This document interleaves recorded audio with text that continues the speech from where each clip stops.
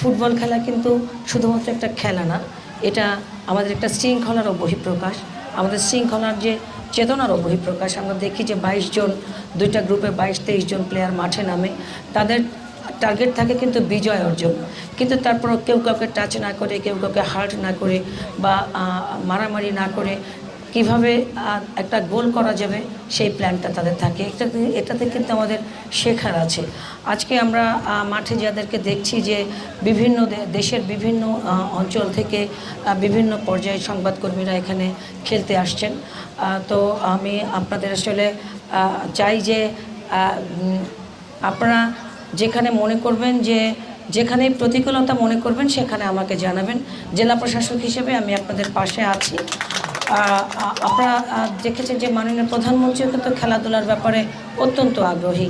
তিনি মাননীয় ক্রীড়া প্রতিমন্ত্রী আমাকে নিয়মিতই ফোন করে বলেন যে ঢাকা শহরে খেলার মাঠের জন্য আমাদেরকে খাস জায়গা দিতে বলেন। তো আমরা সার্চিংয়ে রেখেছি যাতে বড় পরিসরে খেলার মাঠের যদি জায়গা আমরা দিতে পারি তাহলে খেলার জন্য যে উপযুক্ত পরিবেশ দরকার সে বিষয়ে সরকার ভূমিকা রাখতে পারবে। মাননীয় প্রধানমন্ত্রীর টার্গেট যে আগামী দিনে শুধুমাত্র দক্ষিণ এশিয়ায় নয়, সারা বিশ্বের মঞ্চে খেলাধুলাকে যাতে বাংলাদেশের পক্ষে প্রতিনিধিত্ব করা যায় সে বিষয়ে ভূমিকা রাখতে।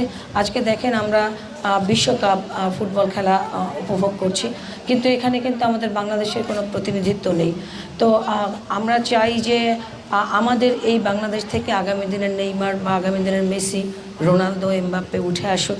হয়তোবা কে জানে একসময় 50 বছর 60 বছর আগেও কিন্তু আজকের যারা বিশ্ব মঞ্চে প্রতিনিধিত্ব করছে তারা কিন্তু ছিল না।